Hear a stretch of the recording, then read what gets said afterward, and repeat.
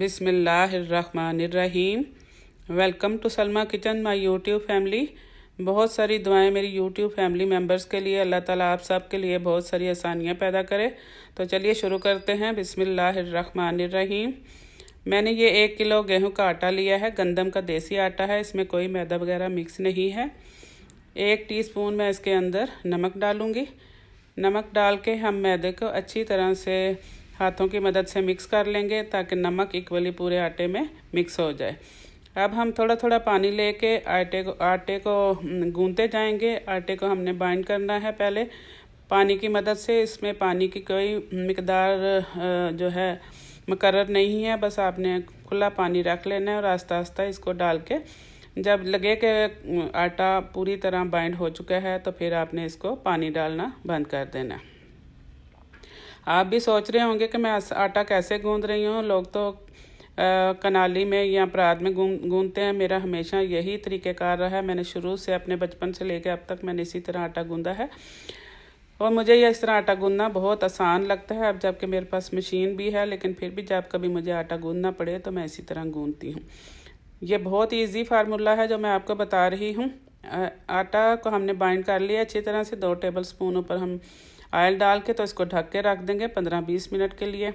इतनी देर में मैं दूसरा काम कर लेती हूँ। 20 मिनट हो चुके हैं। अब हम इस आटे को दोबारा गूंदेंगे। देखिए कितने नरम हाथ से ये आटा गूंदा जा रहा है। बिल्कुल भी हमारा ज़ोर नहीं लग रहा।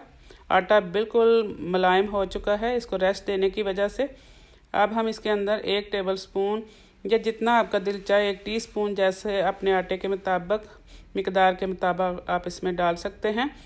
कलौंजी बहुत ही जो है ज़बरदस्त एक इंग्रेडिएंट है जो हमारे हुज़ूर पाक सल्लल्लाहु अलैहि वसल्लम ने भी फरमाया है कि कलौंजी में हर बीमारी से शिफा है सिवाय मौत के।